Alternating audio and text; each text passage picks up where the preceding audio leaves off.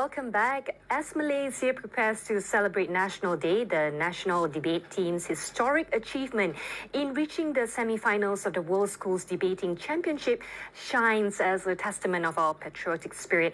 This accomplishment not only reflects the dedication of debaters like Arjun Gunalan, Teo Nuan Ning, Lee Yao Ming, Umar Fazil Azri and Sim Yang Min, but also underscores Malaysia's potential for excellence on the global stage.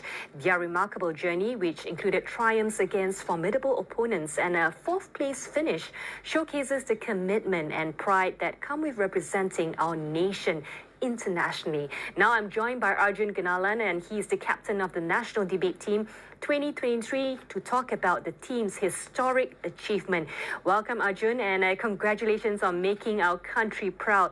Now, Arjun, winning the Best English as Second Language ESL Team Award is truly a significant accomplishment. How did your team's ESL proficiency contribute to your overall performance? And perhaps you can tell us a bit more about your specific strategies that you employ to excel in this category, Arjun.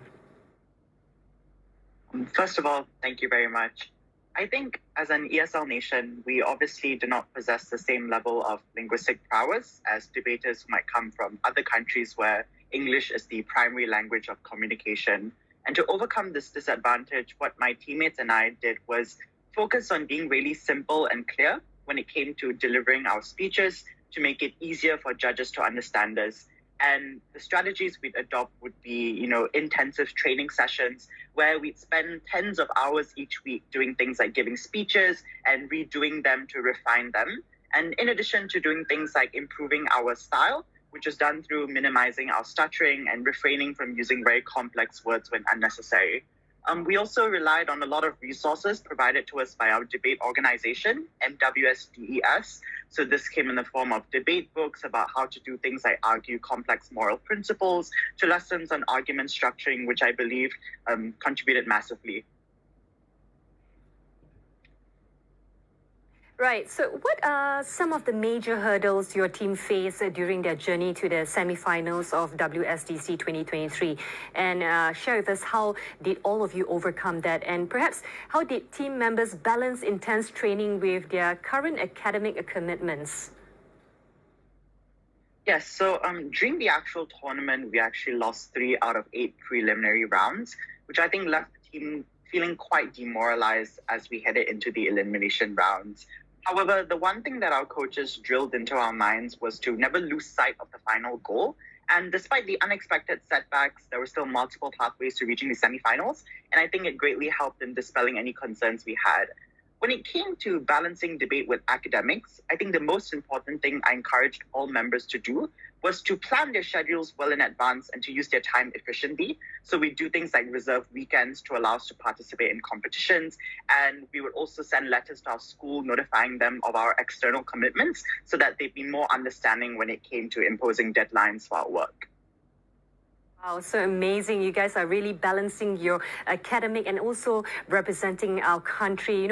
These individual accolades received by 3 team members, I understand, are certainly very impressive. And can you please shed light on the specific skills that and perhaps qualities that led to Umar, Teo, and also yourself in receiving these awards? So for the 3 of us, this was not our first time participating at WSDC. And I think it helped in terms of understanding what judges were looking for when it came to giving our speeches. But more importantly, we prioritized being able to remain adaptable when we were met with unexpected arguments from other teams. And we were very disciplined in terms of structuring our speeches and pacing ourselves. I think a lot of other national teams also have the same skills, given that the competition's for the most talented debaters in the world. But I think the unique thing that sets us apart was passion and perseverance, because for the 3 of us, this was our final DC, which is why we were determined to give it our best shot, and I do think it paid off.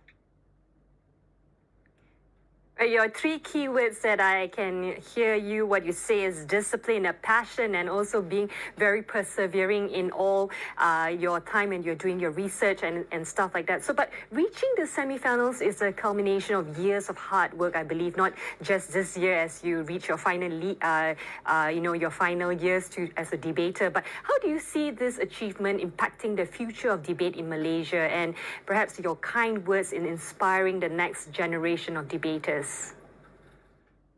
So I think Malaysia has definitely solidified their position as a force to be reckoned with within international schools debating. And I hope that our placing as semi-finalists will act as a stepping stone for future Team Malaysias to eventually reach the grand finals and maybe win the competition. And I think, in fact, to any current Malaysian high school debaters out there, we'll actually be opening applications for next year's team very soon on our website, which is www.wsdcmalaysia.org. And teachers can also reach out if they're interested in enrolling their students in classes. We provide a lot of support to anyone who wants to join the team in the form of online classes, hosting debate competitions, with the mission of shaping students to eventually become future national team members. And I do think anyone who's interested definitely should give it a shot because I think the experience is very, very rewarding. Arjun, as we approach the National Day celebration in just 2 days' time, how does your team's remarkable feat in the World Schools Debating Championship, resonate with the spirit of patriotism and national pride? So to put it simply, I think Malaysia Bully, because the reason that reaching the semifinals was a dream that was many decades in the making. And I think despite constantly stopping short of our desired goal in previous years, we never quit. I believe we achieved it because Malaysians can do whatever we aspire to do. And now that our goal is to reach the finals of WSDC, I think we would like it more than ever to forward the Malaysia Bully spirit to other Malaysians as well. Okay, Arjun, I know you mentioned a little while ago about how to apply the debate team. Perhaps walk us a little bit longer about this journey of how you applied or your teammates applied for this because we are interested to know more. That's just now it's just touch and go. Just give us a little bit more details about this. Okay, yeah, sure. So what happens is that we actually open an online application for anyone who's interested to try out. So you submit a Google form online and then we come into contact with you to participate in open tryouts. We have this online to increase accessibility to Malaysians everywhere. In fact, some members of our team come from Sarawak and Sabah in East Malaysia, others from Penang in the north. So what happens is that you first undergo a preliminary selection where after that, the top 60 candidates are selected to participate in a final selections where you'll be judged by current coaches of the Malaysian debate team and even past alumni. And what happens is that we actually have two teams. We have a development team, which is focused towards younger students to train them for future Team Malaysias. And we also have the main team who actually represents the country in international competitions and eventually WSDC. So I was actually part of the development team in the past, and I do think it helps you develop a lot of the skills that are necessary to become eventually a member of the main team. And a lot of the training, in fact, all of the training is free because we want to encourage more participation from secondary school students. And I think that it's a great opportunity for anyone who's not looking just to represent their country on an international stage, but I think to really grow and develop as a person. Okay, I noticed you did not touch on the age and also the qualifications. Perhaps tell us about this. Do they have to be a certain age to enter? Sure. So what happens is that as WSDC has an age limit from 14 to 19 years old, for our future development team, that's restricted to ages 14 to 16 because we're primarily looking to teach younger students so that they'll have more time in the team. For the main team, there really isn't an age restriction on that. The minimum requirement is that you need to be enrolled in a Malaysian institution and you shouldn't be 20 by the time the actual competition comes along. So yeah, basically it's primarily targeted towards secondary school students in any Malaysian institution. So private public schools are encouraging more students from a public school background to join the team because in recent years the diversity has been improving, but we'd like to improve it more. For you personally, what was the time commitment when you joined this international competition? Balancing your academic and also this competition. Tell us a little bit more about your time commitment so that others can understand what they're getting themselves into? So I would definitely say that it is a huge time commitment because I do think a lot of hours need to be put in when it comes to attending our online training sessions as well as competitions. So for the past 3 years, a lot of my weekends have not been free because I've been spending my time debating at competitions. And even outside of training, we're expected to contribute at least a minimum of 1 hour towards doing work to improve ourselves. So it definitely does require a lot of time. But I do think that it is still manageable in the sense that if you plan out your schedule and if you communicate with your teachers at school, I definitely do think they're very understanding when it comes to recognizing the amount of work that you're contributing outside towards this activity. And in the end, although it was stressful, I do think it was an extremely enjoyable experience as well. And I don't think it came at the cost of my academics because with proper planning, I do think anything is possible.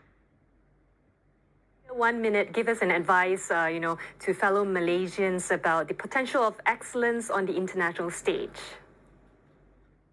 So, as cliche as it may sound, I generally do think that if we try our hardest, it is very possible to show to other countries on the international stage that Malaysia is a very strong contender and a force to be reckoned with.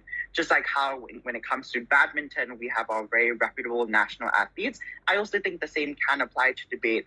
I just think that we need to encourage more individuals to join the sport to begin with so that we can create a culture where a lot of students especially are encouraged to critically share their thoughts on a global platform, that more individuals will join debate in the future because I do think it's a very enjoyable activity. Very inspiring indeed. Now, our time is up for this segment. Once again, well done for making us all proud. Keep flying our Malaysia flag high, Arjun. I'm off to a quick break right now. When I come back, we take a look at what's happening around the globe. The International is up next. Stay with me.